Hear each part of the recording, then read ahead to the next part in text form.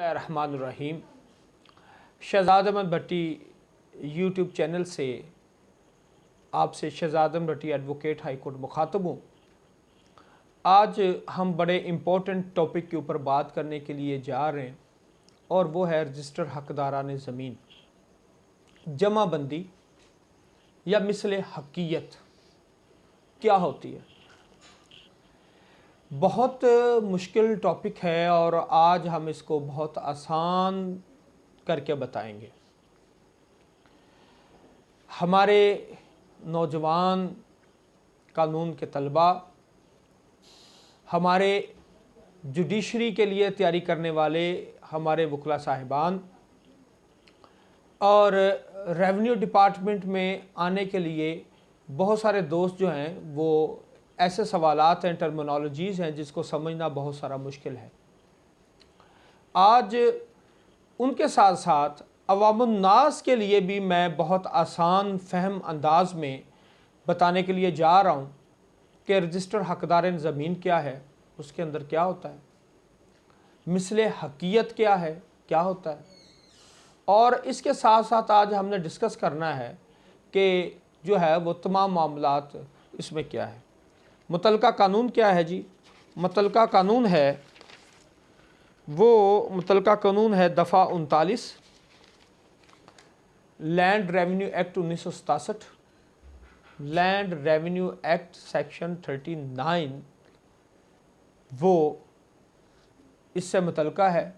और चैप्टर जो है वो है चैप्टर नंबर 6 और चैप्टर बाब नंबर 6 और इसके साथ साथ बाब number 6 chapter number 6 land revenue act कानून मालिया ज़मीन 1967 की दफ़ा 39 उसकी ज़ेली दफ़ा 1 और ज़ेली दफ़ा 2 आज हम उसको कवर करेंगे, कोशिश है हमारी। और ये कानून के तालबा ये समझ लें कि चैप्टर 6 जो है that is related to the records and which is the records, the section 39 is related to वो है record of rights and periodical records. और हमारे जो ज़िम्मेदार साहिबान हैं, जो लैंड ओनर्स हैं, लैंड लॉर्ड्स हैं, मज़ारे हैं, उनके बारे में भी आज हम बताएंगे आसान फहम अंदाज में कि जमाबंदी क्या होती है। जहाँ पे ज़रूरत पेश आएगी हम पंजाबी के वो टर्मिनोलॉजीज़ भी इस्तेमाल कर लेंगे। और जमाबंदी की, मिसले हकीयत की, रजिस्टर हकदारान ज़मीन की जो है वो क्या चीज़ है, अहमियत क्या है। पहली बात तो यह कि हकीयत जो है वो कहाँ पे पैदा होती है। जो पैदा होती है हकीयत, उसकी जो मिसल है, मीम से लाम, ये फ़ारसी का लफ्ज़ है मिसल। मिसल से मुराद कोई भी जिल्द होती है। मिसले हकीयत ऐसी जिल्द जिसके अंदर हकूक़ की वजाहत की गई हो, और उसी का जो मतलब है वो है रजिस्टर हकदारान ज़मीन। रजिस्टर जो है वो इंग्लिश का लफ्ज़ है रजिस्टर, रजिस्टर मीनिंग मिसल, मिसल का मतलब है रजिस्टर। हकदारान ज़मीन लैंड के मुतल्लक, ज़मीन के मुतल्लक जो हकदारान हैं उनका नाम जिसे रजिस्टर में लिखा गया है वो रजिस्टर हकदारान ज़मीन है, वही मिसले हकीयत है। मिसले हकीयत फ़ारसी का मुस्तामल लफ्ज़ है, फ़ारसी ज़ुबान का मुस्तामल लफ्ज़ है। क्योंकि हमारा लैंड रेवेन्यू जो है, महकमा माल जो है, ये 98 बल्कि 99% जो है, ये जो हमारे मुग़ल शहनशाह थे उन्होंने जो निज़ाम बनाया था वही चल रहा है। निचली सतह पे लेके बहुत सारी टर्मिनोलॉजीज़, बहुत सारी इस्तिलाहात जो है वही चल रही हैं। मिसाल के तौर पे पटवारी है, गर्दावर है, कानून गो है, इसके अलावा जो है वो पट्टादार है, पत्तीदार है, ढाल बाश है, और इसके साथ फ़र्द है, शजरा है, खसरा है, खसरा गिरदावरी है, और इसके साथ साथ तहसीलदार है, तहसील नायब तहसीलदार है। ये बहुत सारी टर्मिनोलॉजीज हैं जो वो फारसी चल रही हैं जो हमारे मुगल शहनशाहों ने। और ये क्योंकि लैंड रेवेन्यू जो था ये पंजाब का और हिंदुस्तान का जो आबपाशी का निज़ाम है और रेवेन्यू का रिकॉर्ड है, ये दुनिया का सबसे बेहतरीन निज़ाम है। सबसे बेहतरीन जो कानून और जो तरीक़ाकार, जिस तरह से बंदोबस्त, हाँ बंदोबस्त फारसी का लफ्ज़ है बंदोबस्त, मालगुजारी फारसी का लफ्ज़ है मालगुजारी, उर्दू में मुस्तामल हुआ और उर्दू के बाद फिर ये जो इंग्लिश में मुस्तामल हुआ। मुस्तामल भी मीम सीन ते एन मीम लाम मुस्तामल, meaning using, is being used, the word that is being used is called मुस्तामल। तो मुस्तामल हुआ। मैं कोशिश ये कर रहा हूँ कि ये जो अल्फाज हैं, ये जो टर्मिनोलॉजी जितनी मैंने अभी फ़ारसी में बोली उसमें मैं अलग-अलग से लेक्चर दूंगा और कोशिश करूँगा 10 से 15 मिनट के अंदर अंदर लेक्चर हो। तो अब बताना जो मकसूद था वो रजिस्टर हकदारान ज़मीन के मतलब जो बताना मकसूद था वो यही था कि अब बताएं, मिसाल के तौर पे अब मैं बताना चाह रहा हूँ जी, ये रजिस्टर जो है ये रजिस्टर हकदारान ज़मीन है, ये रजिस्टर हकदारान ज़मीन है मौज़िया देव खुर्दो कलां, ये उसकी जो है वो रजिस्टर हकदारान ज़मीन है। और इसमें हकदारान ज़मीन जो होता है उसके अंदर क्या क्या चीज़ें होती हैं, ठीक है। अब मैं ये रजिस्टर, ये एक रजिस्टर हकदारान ज़मीन है, इसके अंदर जो है वो क्या क्या चीज़ें होंगी ये आज हमने बतानी है। आज हमारा जो लेक्चर है वो रजिस्टर हकदारान ज़मीन के ऊपर ही है। अब जो हमारा मिसाल के तौर पे अब मैं जो है वो रजिस्टर हकदारान ज़मीन के मतलब बताने के लिए जा रहा हूँ। अब ये जो मिसले हकीयत है ये बंदोबस्ती नहीं है। मैंने आज गैर बंदोबस्ती, जमाबंदी, और अच्छा इसको जमाबंदी भी कहते हैं, जमाबंदी के तमाम मिसले हकीयत में जितने हकदार हैं उसको जमाबंदी की गई, इसको जमाबंदी भी कहते हैं। पंजाबी में इसको जमाबंदी हम कहते हैं, ठीक है। यानी कि इसको जो है आप इसको हम रजिस्टर हकदारान ज़मीन भी कहते हैं, इसको हम मिसले हकीयत भी कहते हैं और इसको हम जमाबंदी भी कहते हैं। तो ये बात यहाँ पे ना परेशान होने की कतन ज़रूरत नहीं है कि जमाबंदी क्या होती है, मिसले हकीयत क्या होती है, और रजिस्टर हकदारान ज़मीन क्या होती है, और रिकॉर्ड ऑफ राइट्स क्या होते हैं, और बहुत सारे सवाल आ जाते हैं ना, पूछे जाते हैं। मैं बताता हूँ ना, मुझसे पूछे जाते हैं सवाल के रजिस्टर हकदारान ज़मीन, इसका नाम भाई एक ही चीज़ के 3 नाम है, कोई तब्दीली नहीं है इसके अंदर। मिसले हकीयत, रजिस्टर हकदारान ज़मीन और जमाबंदी एक ही चीज़ के तीनों नाम है। लैंड रेवेन्यू एक्ट 1967 के मुताबिक कानून मालिया ज़मीन। अच्छा, तो इसको आपको मैंने पहले बताया कि दफ़ा 39 जो है वो लैंड रेवेन्यू एक्ट की दफ़ा 39 इसको डील करती है। तो अब हम जा रहे हैं अपने जो है वो लेक्चर को, आज की गुफ्तगू को पीक के ऊपर, और उसको ये बंदोबस्ती जमाबंदी, ये मैं थोड़ा सा करीब कर रहा हूँ कैमरे के, आप देखिएगा। ये है तो नकल मैंने हासिल की है आपके लिए कि मैं बताऊँ। ये है जी जमाबंदी साल 2013-14 मौज़िया देव खुर्दो कलां, ये बंदोबस्ती जमाबंदी। अब ये जो जमाबंदी के अंदर क्या क्या चीज़ें होंगी इसकी जिल्द एक अब मैं बताता हूँ जी। सबसे पहले जो चीज़ इसमें होगी ये मैं थोड़ा सा करीब दिखाता हूँ आपको। ये जमाबंदी की जो है वो तफसील है, ये देख लें आपको, ये सामने इसके कुछ खाने बने हुए हैं। पहले खाने में है, उसके बाद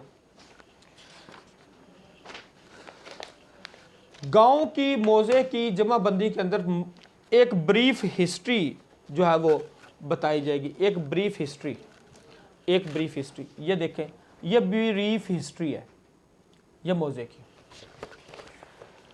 और साथ साथ अलामात लिखी जाएंगी कि ये मैं आपको सामने करता हूँ। नंबरदार, नंबर 2 लावलद, नंबर 3 जोज़ा या बेवा के लिए कौन सी होगी, और जिसका बाप या दादा मालिक राजी या ज़िंदा है उसका निशान क्या होगा, दुख्तर के लिए कौन सा निशान होगा, और ये जो रियासत जम्मू व कश्मीर के अलाटी उनका क्या होगा। तो ये देखें, ये इस साइड पे, ये इस साइड पे देखें, ये इसके जो है ना वो जो है वो हालात है।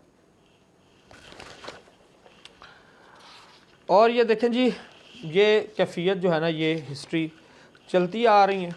और उसके बाद हाल और पाकिस्तान के बाद इसका हिस्ट्री जो है ना, ये जमाबंदी का पहला हिस्सा होगा, हिस्ट्री होगी।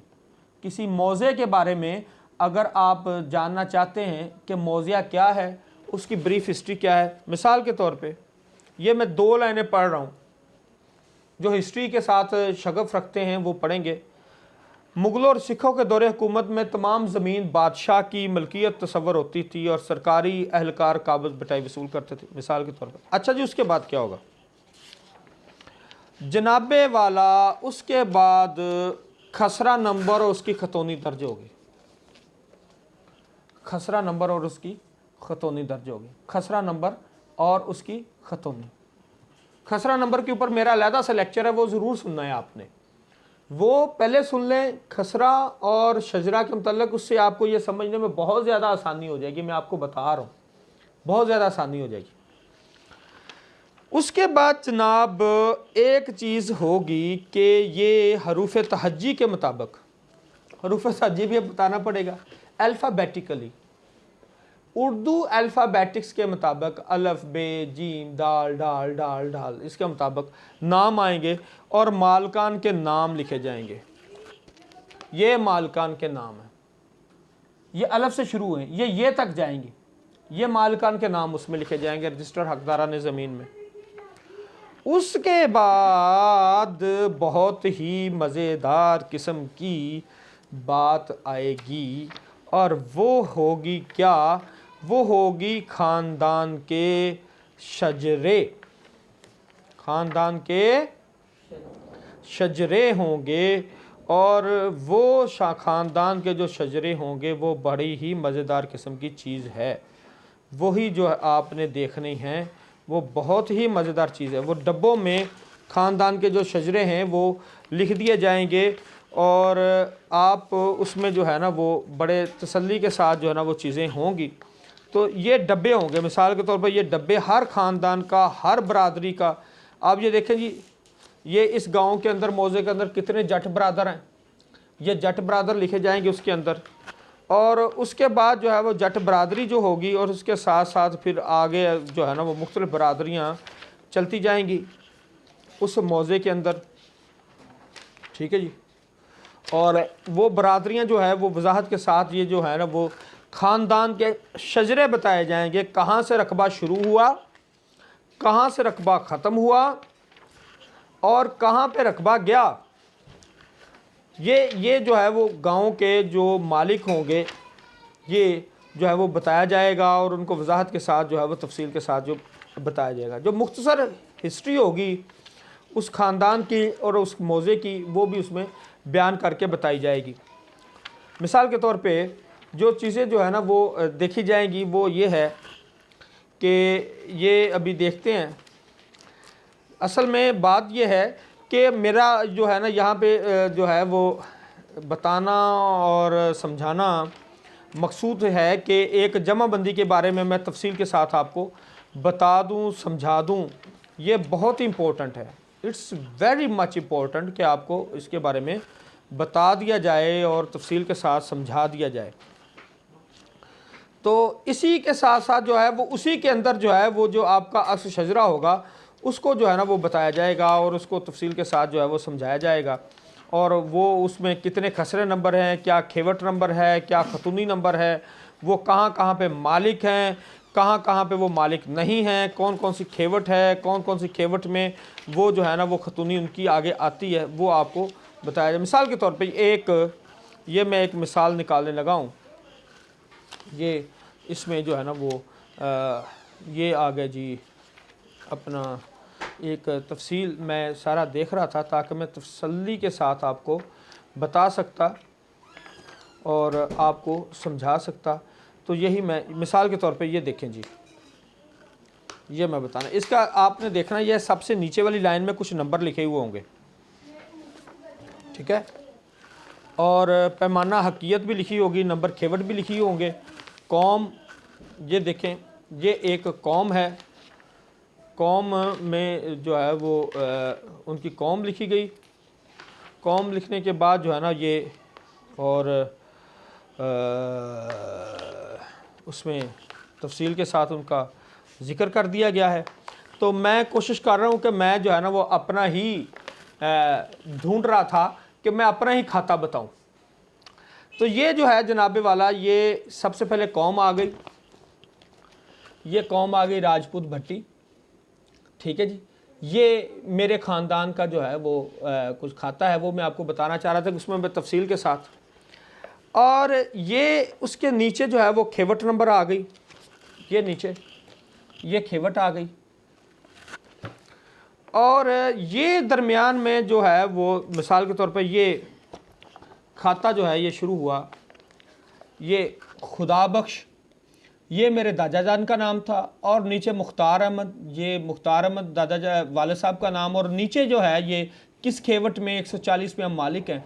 तो ये जो है वो उसकी जो है वो तफसील आ गई, और नंबर खेवट आ गया, और उसके बाद ये काबज़ मालिक हैं या सिर्फ मलकियत, तो ये काबज़ मालिक हैं। तो रजिस्टर, और ये क्या चीज़ है, ये हमारा शजरा नसब, हर मालिक का जो है वो जिल्द के अंदर जो रजिस्टर हकदार ज़मीन में शजरा नसब होगा। तो ये शजरा नसब जो है और ये सारी चीज़ें, और ये बता दिया गया, और उसमें परत भी बता दिया गया, और ये सारी चीज़ें जो है, और इसका जो परत नंबर क्या है, और ये जमाबंदी का वो 60 है, ये देख लें। तो रजिस्टर हकदार ने ज़मीन में हमने अभी तक समझ लिया कि 3 चीज़ें होंगी। सबसे पहले history of the revenue state, secondly the total numbering of the khasra numbers of the revenue state, and the concern khatauni, किस खतूनी में वो खसरा वाक़या है, किस खतूनी में वो खसरा वाक़या है। ये शजरा और मेरी जो खसरा नंबर वाली वो वीडियो ज़रूर देखनी है आपने। उसके बाद जनाबे वाला जो होगा, क्या चीज़ आ गई वो अब मैं बताना चाह रहा हूँ, वो बताना ये चाह रहा हूँ मैं आपको कि आप किस खतूनी में और खेवट में मालिक हैं, और उसका तरीक़ाकार क्या होगा, उसका तरीक़ाकार क्या होगा, उसका तरीक़ाकार क्या होगा, ठीक है जी। वो तरीक़ाकार भी आपको दिखाना है, वो तरीक़ाकार मैं आपको दिखाने के लिए जा रहा हूँ, और वो ही आपको बताना भी मकसूद है। और वो क्या है वो अभी आप ज़रा देख लीजिए, वो मैं आपको दिखाने के लिए जा रहा हूँ।